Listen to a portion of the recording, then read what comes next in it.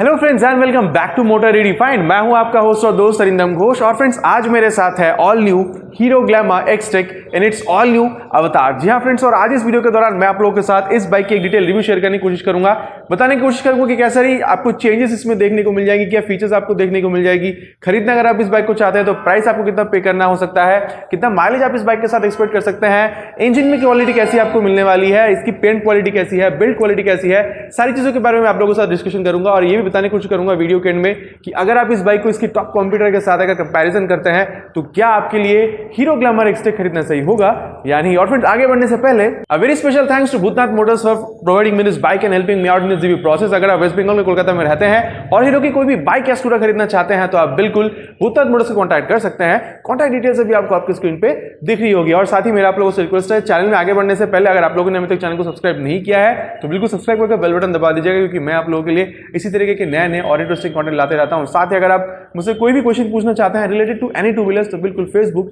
या इंस्टाग्राम पर भी पूछ सकते हैं। आईडी आपको भी आपकी स्क्रीन पे दिख रही होगी। मैं पूरी कोशिश करता हूं आपकी जितनी भी क्वेरीज होती है मैं उनको आंसर कर सकूं। तो चलिए फ्रेंड्स रिव्यू शुरू करते हैं। Can I be your star tonight? You fill my soul with light the day we met. I don't wanna leave your side. Have me by your side when the sun sets. Let's leave for an eternity. तो चलिए friends walk around start करते हैं और सबसे पहले बात कर लेते हैं इसमें हुई चेंजेस के बारे में। मैं आप लोगों को बता दूं, पहले जब कंपनी ने हीरो ग्लैमर एक्सटेक को लॉन्च किया था तो दो कलर वेरिएंट के साथ लॉन्च किया था, एक था मैट एक्सिस ग्रे और दूसरा था ग्लॉसी ब्लैक। लेकिन अब चेंजेस के बारे में मैं अगर आप लोगों को बताऊं तो इसमें सिर्फ जो चेंज हुई है वो ऐसे कलर, और कंपनी अभी ये जो कलर आप लोगों को दे रही है, मतलब अभी जो कंपनी ने लॉन्च किया ये वाली कलर, इस कलर को कंपनी ने नाम दिया है कैंडी ब्लेजिंग रेड। अब क्योंकि नई कलर है तो सबसे पहले मैं आप लोगों को कलर का 360 व्यू देना चाहूँगा ताकि कलर के बारे में आप लोगों को एक बेहतर आइडिया मिल सके। सबसे पहले अगर मैं आप लोगों को ये हेडलाइट का पैनल दिखाऊँ तो यहाँ पर रेड कलर की दिखती है। ये आप जो वाइजर देख रहे हैं ये पहले भी ब्लैक कलर की आया करती थी, अभी भी ब्लैक कलर की आ रही है। और जैसे ही आप राइट पे आते हैं दोबारा आपको रेड कलर की पैनल दिख जाती है। अगर मैं आप लोगों को मडगार्ड दिखाऊं तो ये मेटल की मडगार्ड आपको रेड कलर में मिलती है और राइट एंड लेफ्ट दोनों साइड पे आपको यहाँ पर ये रिफ्लेक्टर मिल जाता है। और जैसे ही टैंक पे आ जाते हैं पूरी तरीके से रेड कलर की आपको टैंक दिखती है। और ये ग्लैमर आप देख सकते हैं, ये 3D में यहाँ पर आपको लिखा हुआ मिलता है। और जैसे ही आप पूरी तरीके से साइड अगर पैनल देखेंगे तो यहाँ पर ये व्हाइट कलर की स्टिकरिंग की गई है। जी हाँ फ्रेंड्स, ये स्टिकरिंग है, ये कलर पेंट नहीं है, ये स्टिकरिंग है। तो यहाँ पर ये स्टिकरिंग आपको देखने को मिल जाती है। आप देख सकते हैं यहाँ पर ये जो पैनल है ये भी पूरी तरीके से रेड है, लेकिन हाँ यहाँ पर ये जो पैनल है ये ब्लैक कलर की है और यहाँ पर ये FI लिखी गई है। और अगर मैं रेड पैनल में आ जाता हूँ तो यहाँ पर भी आपको ये रेड कलर में ये हीरो की स्टिकरिंग आपको यहाँ पर देखने को मिल जाती है। और अगर मैं पूरी तरीके से रेयर आप लोग को दिखाऊँ तो सबसे पहले इसका जो की है मैं ऑन करना चाहूँगा। और उसके बाद अगर मैं आप लोग को दिखाऊँ तो यहाँ पर अब दोबारा देखिए ये H शेप का ये जो टेल लैंप है LED की, ये बहुत खूबसूरत लग रही है। बिल्कुल आप बताइएगा कि आप लोग को देखने में कैसी लग रही है। और अगर मैं इसकी राइट साइड पे आ जाऊँ तो बिल्कुल same as the left side, यहाँ पर भी आप लोगों को टैंक रेड कलर की मिलती है, ग्लैमर यहाँ पर 3D में लिखी गई है, व्हाइट कलर की स्टिकरिंग आपको देखने को मिल जाती है। हीरो भी यहाँ पर देखिए व्हाइट कलर की लिखी हुई है। और यहाँ पर जो एक्स्ट्रा चीज़ आपको देखने को मिलती है वो है इसकी एग्जॉस्ट। आप देख सकते हैं यहाँ पर ये ग्लॉसी ब्लैक में एग्जॉस्ट दी गई है और एग्जॉस्ट गार्ड ये ग्लॉसी ब्लैक में है और जो एग्जॉस्ट है ये आपको मैट कलर में मिल जाती है। तो ये मैंने आप लोगों को कलर के बारे में बता दिया है। जस्ट सिंपल एक चेंज हुई है, मतलब मैकेनिकल कोई चेंज नहीं है, जस्ट जो चेंज है वो ऐसी कलर में। और प्रेजेंस के बारे में अगर बात की जाए matte axis grey and glossy black, उससे मुझे ये वाली जो कलर है उससे मतलब दोनों कलर देखिए तीनों कलर बेहतर है, लेकिन उन दोनों कलर से मुझे ये वाली कलर भी देखने में और ज़्यादा बेहतर लग रही है। क्योंकि अगर ये मैट में होती तो शायद उतनी बेहतर नहीं लगती, लेकिन एक ग्लॉसी कलर में कंपनी ने इसको लॉन्च किया है तो ये बहुत ज़्यादा आई कैचिंग है। मतलब अगर आप मार्केट से गुजर रहे हैं तो बिल्कुल लोग एक बार आपको बिल्कुल देखेंगे, क्योंकि मॉडल तो नहीं है, ये देखने में अच्छी लगती है और साथ ही कलर जो है अब ये और आई कैचिंग हो गई है। तो चलिए कलर और अपीयरेंस के बारे में बात हो गई है। अब जो मैं आप लोगों को बताना चाहूँगा वो है इसके प्राइस के बारे में। तो सबसे पहले मैं वेस्ट बंगाल कोलकाता के हिसाब से आप लोग इसका प्राइस बताने की कोशिश करूँगा। यहाँ पर दो वेरिएंट आपको मिल जाती है, एक है डिस्क एक है ड्रम। सबसे पहले बात करते हैं ड्रम के बारे में। तो वेस्ट बंगाल कोलकाता के हिसाब से इसकी जो अप्रॉक्स शोरूम प्राइस बन सकती है वो है 80,250 रुपीज़ का। ऑन रोड प्राइस जो बन सकता है ड्रम का वो है 96,392 रुपीज़ का। और वापस मैं आपको बताना चाहूँगा वेस्ट बंगाल कोलकाता के हिसाब से इसकी जो डिस्क वेरिएंट की जो अप्रॉक्स जो शोरूम प्राइस बन सकती है वो है 84,905 रुपीज़ का। और जो ऑन रोड प्राइस अप्रॉक्स बन सकता है डिस्क वेरिएंट का वो है 1,01,570 रुपीज़। तो ये कलर अपीयरेंस और प्राइस के बारे में बात हो चुकी है। और चलिए अब बात करते हैं इसकी टेक्निकल स्पेसिफिकेशंस के बारे में। जी हाँ फ्रेंड्स, सबसे पहले मैं शुरू करना चाहूँगा इसकी जो हेडलाइट है या फिर आप कह सकते हैं हेडलैम्प है इससे। देखिए अभी ये ऑफ है, जैसे ही मैं यहाँ पर ये की ऑन करता हूँ तो ये DRL जो है ये जलनी शुरू हो जाती है। मुझे ये जो H शेप की जो DRL है देखने में काफ़ी खूबसूरत लग रही है। आप लोग मुझे बिल्कुल बताइएगा कि आप लोगों को कैसी लग रही है, बिल्कुल मुझे आप कमेंट में लिख के बताइएगा, ठीक है। तो जैसे ही आप ये की ऑन करते हैं ये DRL जलनी शुरू हो जाती है। और मैं आप लोग को दिखाना चाहूँगा, जैसे आप देखिए जैसे आप बाइक ऑन करते हैं तो ये जो हेडलैम्प है इसको ऑपरेट कर सकते हैं, मतलब जो लो बीम है हाई बीम है उसको आप ऑपरेट कर सकते हैं। और अगर ऑफ करना है तो आपको डायरेक्ट एक की ऑफ करनी होगी। तो ये हेडलैम्प के बारे में मैंने आप लोगों को बता दिया है। अगर इसमें से कंपेयर किया जाए, वहाँ पर भी आपको एलईडी ही मिलती है, लेकिन वहाँ पर आपको DRL नहीं मिलती है। तो यहाँ पर ये आपको एक एडेड एक आप कह सकते हैं कि एडवांटेज आपको मिल जाता है। और चलिए अब स्टार्ट करते हैं इसके टायर से। मैं आप लोगों को बता दूँ, यहाँ पर टायर की अगर बात की जाए तो आप लोगों को यहाँ पर MRF की लाइनोग्रिप ज़ैपर की टायर मिल रही है। सेक्शन की जहाँ तक बात है 80/100 सेक्शन की आप लोग यहाँ पर टायर मिल जाती है with 18 inches of alloy wheel. अब मैं एलॉय व्हील में बताना चाहूँगा, ये जो कर्ट्स आप देख रहे हैं ना, बिकॉज ऑफ दिस कर्ट्स ये जो एलॉय व्हील है देखने में काफ़ी ज़्यादा खूबसूरत बन जाती है। ठीक है, अगर सेटअप कंपेयर किया जाए SP125 से तो सिमिलर सेटअप मिलती है। चेंज आप कुछ नहीं देखने को मिलेगा SP125 और इसमें। अगर यहाँ पर टायर के बारे में बात की जाए, और चलिए अब बात करते हैं इसके सेफ्टी सिस्टम के बारे में। तो यहाँ पर मैं बता दूँ, यहाँ पर सेफ्टी के लिहाज से ब्रेकिंग में आप लोगों को IBS दी गई है। IBS में क्या होता है फ्रेंड्स, इंटीग्रेटेड ब्रेकिंग सिस्टम। मतलब जब आप रियर ब्रेक अप्लाई कर रहे होते हैं तो फ्रंट ब्रेक भी आपकी कहीं ना कहीं अप्लाई होती है, ताकि आपकी जो ब्रेकिंग है उसको और अच्छी बनाया जा सके। ठीक है, तो अब फ्रंट ब्रेक की अगर बात की जाए फ्रेंड्स, मैंने आप लोगों को पहले ही बताया कि यहाँ पर आप लोग को ड्रम और डिस्क दोनों मिल जाता है। तो क्योंकि ये ड्रम वेरिएंट है तो यहाँ पर आप लोग को 130 mm की ड्रम मिलते हैं, लेकिन अगर आप डिस्क पे जाते हैं तो यहाँ पर आप लोग को 240 mm की डिस्क मिल जाती है। और वहीं अगर आप यहाँ पर सस्पेंशन की बात करते हैं तो यहाँ पर आप लोगों को ये टेलीस्कोपिक फोक मिल जाती है फ्रंट में। ठीक है, अगर आप SP से कंपेयर करते हैं, चाहे वो ब्रेकिंग हो चाहे वो सस्पेंशन हो, आपको बिल्कुल सिमिलर सेटअप देखने को मिल जाती है SP में भी, SP125 होंडा SP125 में भी। ठीक है, और चलिए अब बात करते हैं हीरो ग्लैमर एक्सटेक में मिलने वाली इंजन के बारे में, या फिर कह सकते हैं हार्ट ऑफ द बाइक। तो मैं आप लोगों को बता दूं, यहाँ पर आप लोगों को 124.7 cc single cylinder air cooled engine मिलती है। जी हाँ, और जहाँ तक बात है पावर की, तो आप लोगों को बता दूं 10.7 bhp का पावर जनरेट कर सकती है 7500 RPM पे, और 10.6 Nm का आपको टॉर्क मिल जाता है 6000 RPM पे। अब मैं आप लोगों को बता दूं, अगर SP से अगर आप कंपेयर करते हैं तो इंजन जो सेटअप है काइंड ऑफ सिमिलर आपको देखने को मिल जाता है। लेकिन हाँ, अगर पावर और टॉर्क की बात की जाए, पावर भी आप लोगों को सिमिलर मिलती है, लेकिन हाँ अगर टॉर्क की बात की जाए तो वहाँ पर आप लोगों को 10.9 Nm की टॉर्क मिलती है, मतलब 0.3 Nm का टॉर्क वहाँ पर आपको ज़्यादा मिलता है। अब मैं आप लोगों को बताऊँ, जब आप दोनों बाइक को चला के देखेंगे तो परफॉर्मेंस वाइज आपको बहुत कुछ मतलब फर्क नहीं दिखेगा बिकॉज ऑफ 0.3 Nm। ठीक है, तो आप कह सकते हैं कि इंजन कहीं ना कहीं सेम है, मतलब 19-20 का फर्क है। लेकिन हाँ, पहले काफ़ी लोगों का कहना था कि मतलब जो ग्लैमर है या फिर हीरो के जो इंजन से उसमें आवाज़ आती है या फिर टाइमिंग चेंज की प्रॉब्लम है। तो मैं आप लोगों को बता दूं, ये 3rd जनरेशन इंजन है। यहाँ पर अभी इंजन को बहुत ज़्यादा मॉडिफाई किया गया और सेंसर्स की भी यूज़ की जा रही है। तो जो प्रॉब्लम पहले आया करती थी मतलब आवाज़ की या फिर टाइमिंग चेंज की, तो यहाँ पर आप लोगों को अभी वो जो प्रॉब्लम्स थी उसकी जो चांसेस है बहुत अभी कम हो चुके हैं। तो आप कह सकते हैं कि इंजन अभी और ज़्यादा रिलायबल बन चुकी है हीरो की तरफ से। अब मैं आप लोगों को बता दूं, यहाँ पर एक खास चीज़ जो कंपनी की तरफ से डाली गई है वो है side stand engine cut off sensor. अब मैं आप लोगों को पहले इसमें डेमो देना चाहूँगा। Side stand engine cut off sensor आप लोगों को SP125 में नहीं मिलती है। अब ये काम कैसे करती है, देखिए सबसे पहले मैं गाड़ी को ऑन करना चाहूँगा।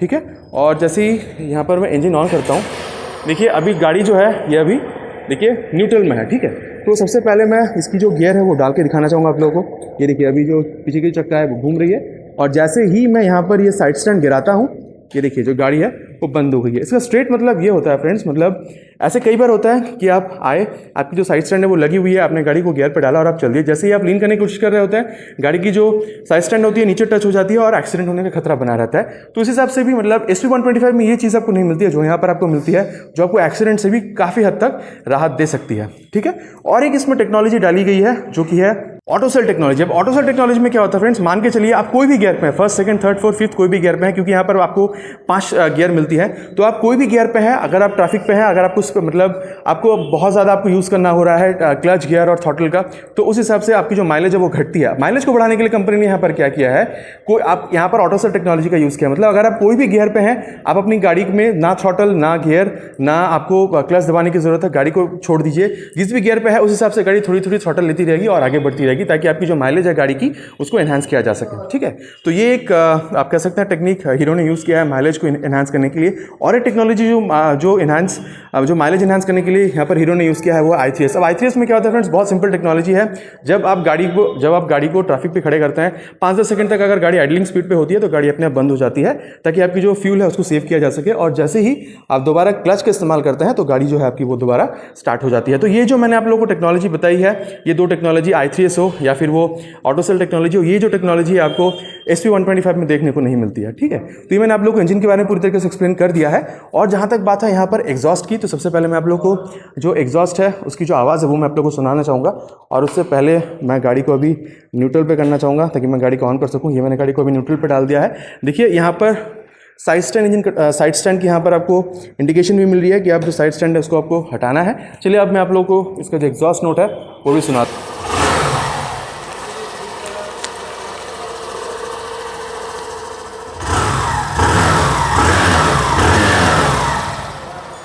अब फ्रेंड्स टू बी ऑनेस्ट अगर आप Honda SP125 में चले जाते हैं तो वहाँ पर एक चीज़ मिलती है आपको, वो है साइलेंट स्टार्ट ACG मोटर का। लेकिन अगर आप एग्जॉस्ट नोट के बारे में बात करेंगे तो SP125 और यहाँ पर आपको बहुत ज़्यादा कुछ एग्जॉस्ट नोट में भी चेंज देखने को नहीं मिलेगी। और जहाँ तक बात है इसके रियर सेक्शन की तो मैं बता दूँ, यहाँ पर सबसे पहले बात करते हैं टायर की। तो यहाँ पर आपको 100/80 सेक्शन की टायर मिलती है with 18 inches of alloy wheel. यहाँ पर भी आप लोग को अलॉय व्हील्स में एक कट दिख जाती है, जिसकी वजह से अलॉय व्हील का जो लुक है वो और बेहतरीन बन जाता है। अब मैं आप लोगों को बता दूँ, क्योंकि देखिए यहाँ पर आपको 100/80 सेक्शन की टायर मिल रही है, इसमें आप लोगों को 80/100 सेक्शन की टायर मिलती है। तो वहाँ पर 80 सेक्शन की मिलती है और यहाँ पर 100 सेक्शन की। तो आप बता सकते हैं कि टायर कहीं ना कहीं SP125 से आपको यहाँ पर बेहतर मिलती है। ठीक है, तो अगर टायर चौड़ी है तो ग्रिप भी बेटर होगी, तो चलाने में भी आपको ज़्यादा मजा आएगा। और जहाँ तक बात है यहाँ पर ब्रेकिंग सिस्टम की, तो बता दूँ अगर आप डिस्क ले रहे हैं या ड्रम ले रहे हैं, दोनों हिसाब से आपको यहाँ पर 130 mm की आपको ड्रम ब्रेक मिलने वाली है। और सस्पेंशन की अगर बात की जाए तो यहाँ पर आप लोगों को 5 स्टेप एडजस्टेबल यहाँ पर आप लोगों को सस्पेंशन मिल जाती है, हाइड्रोलिक सस्पेंशन। ठीक है, तो मतलब इस साइड पे भी सस्पेंशन आप देख पा रहे हैं और उस साइड मतलब लेफ्ट साइड पे भी आप सस्पेंशन देख पा रहे हैं। दोनों साइड में आप लोग को एक एक स्प्रिंग दिया गया है। अगर अगर ब्रेकिंग और सस्पेंशन अगर SP125 से कंपेयर करते हैं तो आपको बिल्कुल सिमिलर देखने को मिल जाएगी, कोई चेंज आपको नहीं दिखेगी। और फ्रेंड जैसे ही रियर सेक्शन पे आ जाते हैं, आप देख सकते हैं आपको यहाँ पर ये LED टेल लैंप मिल जाती है। दोबारा ये H शेप की ही यहाँ पर आपको मिल जाती है, जो देखने में काफ़ी ज़्यादा खूबसूरत है। जहाँ तक बात है यहाँ पर टर्न सिग्नल्स की, तो आपको हैलोजन की मिल जाती है। और अगर मैं यहाँ पर इसके राइट साइड में आ जाऊँ तो सबसे पहले आपको जो चीज़ देखने को मिलती है वो है इसकी लेग गार्ड या फिर साइड गार्ड भी कह सकते हैं, जिसके साथ ये फुट रेस्ट को इंटीग्रेट किया गया है। मतलब आपको इसको एक्सेसरीज हिसाब से नहीं लगवाना होगा। क्वालिटी की जहाँ तक बात है A1 क्वालिटी है, बहुत ज़्यादा स्टडी क्वालिटी आपको यहाँ पर मिल जाती है।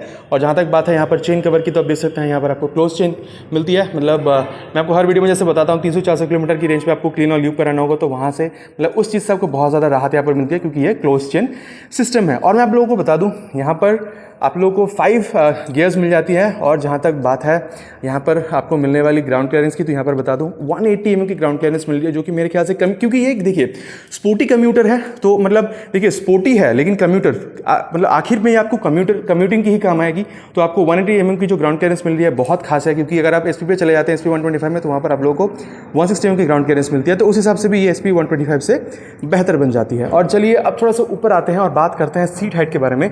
सबसे पहले मैं सीट की अगर बात करूं तो यहाँ पर ये जो कंपाउंड दी गई है काफ़ी ज़्यादा कुछ नहीं है, मतलब बहुत ज़्यादा सॉफ्ट नहीं है, लेकिन हाँ मतलब कंफर्टेबल है। ताकि अगर आप देखिए 125 cc की बाइक है, तो आप कभी ना कभी थोड़ा बहुत अगर आप लॉन्ग राइड्स पे अगर आप प्लान कर रहे हैं, तो मेरे ख्याल से सीट के लिए आप लोगों को कोई प्रॉब्लम नहीं होने वाली है। यहाँ पर जो राइडर बैठ रहा है और जो पिलियन बैठ रहा है, दोनों के लिए काफ़ी ज़्यादा स्पेस दी गई है।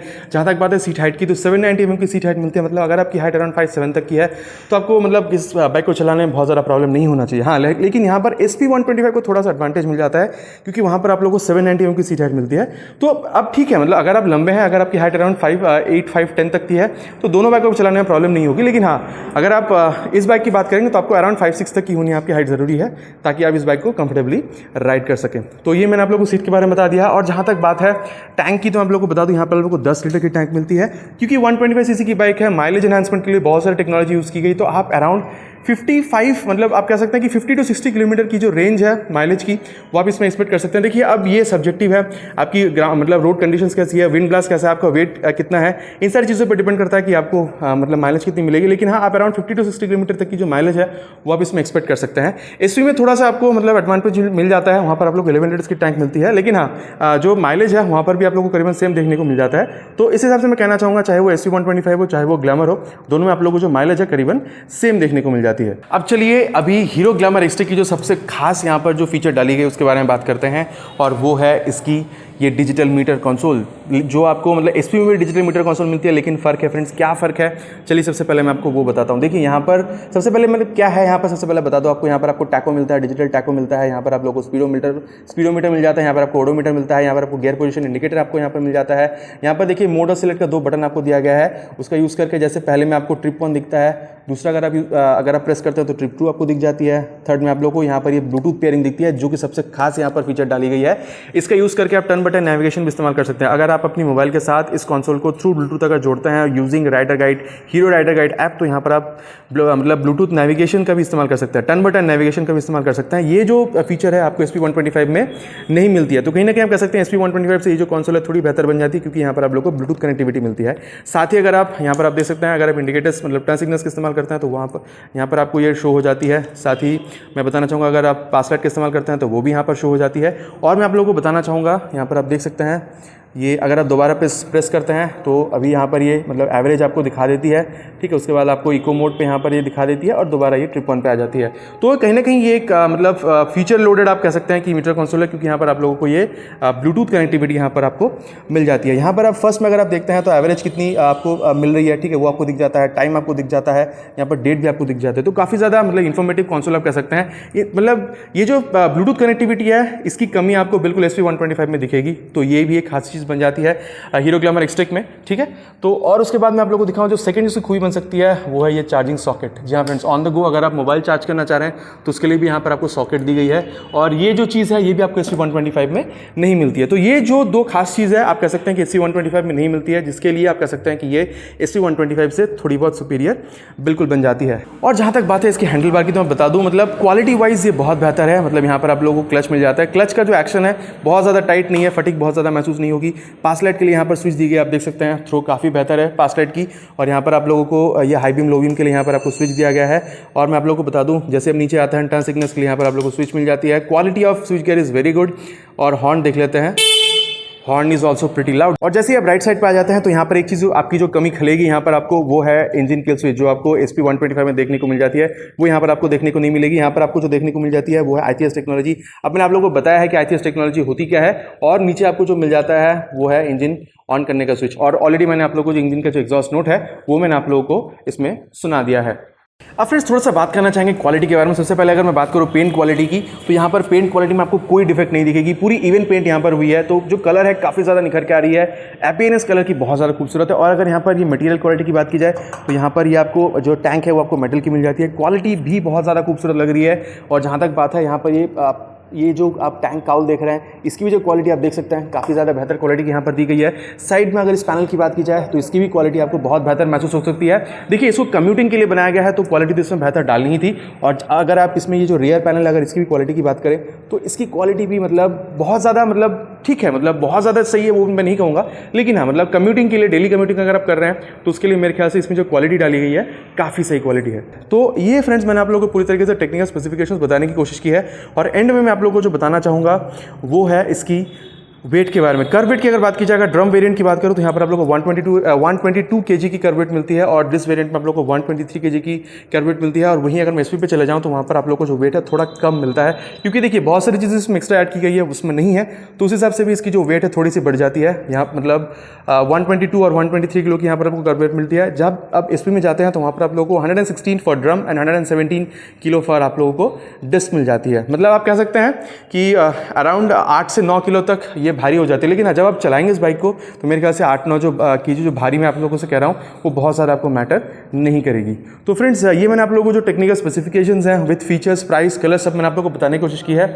आशा करता हूँ आपको जो वॉकअराउंड है वो पसंद आई होगी। और चलिए अब देख लेते हैं क्या आपको हीरो ग्लैमर एक्सट्रा खरीदना चाहिए या नहीं। फ्रेंड्स आई होप आप लोगों को जो वॉकअराउंड रिव्यू था वो पसंद आया होगा। और चलिए अब करते हैं मुद्दे की बात, क्या आपको हीरो ग्लैमर इससे खरीदना चाहिए या नहीं। कॉम्पिटिटर के बारे में अगर बात करें तो स्ट्रीट मार्केट में इसकी जो टॉप कॉम्पिटिटर बन सकती है वो है होंडा की तरफ से ऑफर की जाने वाली SP125। अब जो कंपैरिजन करेंगे वो एक क्राइटेरिया पे करेंगे, वो होगा प्राइस और स्पेक। प्राइस की अगर बात की जाए तो आप यहाँ पर अराउंड 3 to 5,000 रुपीज ज्यादा पे कर रहे हैं, लेकिन मेरे ख्याल से आप जो 3 to 5,000 रुपीज ज्यादा पे कर रहे हैं ये बिल्कुल वर्थ है, क्योंकि अगर फीचर्स की तरफ से देखा जाए तो मेरे ख्याल से हीरो ग्लैमर एक्सट्रा काफी आगे निकल जाती है अगर कंपेयर करते हैं SP125 से। क्यों मैं आप लोगों को बताना चाहूंगा। फ्रंट में अगर देखा जाए तो वहां पे आपको LED लाइट बिल्कुल मिलती है, लेकिन DRL नहीं मिलती है, जो DRL आपको यहां पर मिल जाती है। अगर मीटर कंसोल देखा जाए वहां पर आपको ब्लूटूथ कनेक्टिविटी नहीं मिलती है, जो आपको यहां पर मिलती है। इंजन की अगर बात की जाए तो 19-20 का फर्क है, वहां पर सिर्फ आपको 0.3 न्यूटन तक का जो टॉर्क है वो ज्यादा मिलता है। मेरे ख्याल से अगर मैं परफॉर्मेंस के हिसाब से बताऊं तो वो बहुत ज्यादा आपको इफेक्ट नहीं डालेगी। और वहीं अगर मैं रियर टायर पे चले जाता हूं तो वहां पर आपको 80/100 सेक्शन की टायर मिलती है, यहाँ पर आपको काफी चौड़ा टायर मिल रहा है जो कि 100/80 सेक्शन की। और वहीं अगर थोड़ा सा और फीचर्स के बारे में बताऊं तो यहाँ पर आप लोगों को एक्सेस टेक्नोलॉजी मिल जाती है, जो आपकी राइड राइड जो एक्सपीरियंस है वो बढ़ाती है। साथ ही यहाँ पर आपको ऑटो सेल टेक्नोलॉजी मिल जाती है, जो मैंने आपको ऑलरेडी वीडियो में एक्सप्लेन किया हुआ है। ये सारी जो टेक्नोलॉजी है जो आपको ज़्यादा माइलेज दे सकती है, ये सारी SP125 में आपको नहीं मिल रही है। तो मेरे ख्याल से फ्रेंड्स, अगर देखिए दोनों बाइक बहुत बेहतरीन बाइक है। अगर आपको एक स्पोर्टी कम्यूटर चाहिए तो आप बिल्कुल SP के साथ जा सकते हैं, लेकिन अगर आपको एक स्पोर्टी कम्यूटर चाहिए with better features, with modern features, और आप 3 to 5,000 रुपीज ज़्यादा पे कर सकते हैं, तो मेरे ख्याल से हीरो ग्लैमर एक्सटेक आपके लिए एक बेस्ट ऑप्शन बन सकती है। फ्रेंड्स, आशा करता हूं वीडियो आपको पसंद आई होगी। बिल्कुल कमेंट में लिख के बताइएगा कि वीडियो आपको कैसी लगी। मिलते हैं एक नए वीडियो में एक नए टॉपिक के साथ। Till then, ride safe and Jai Hind.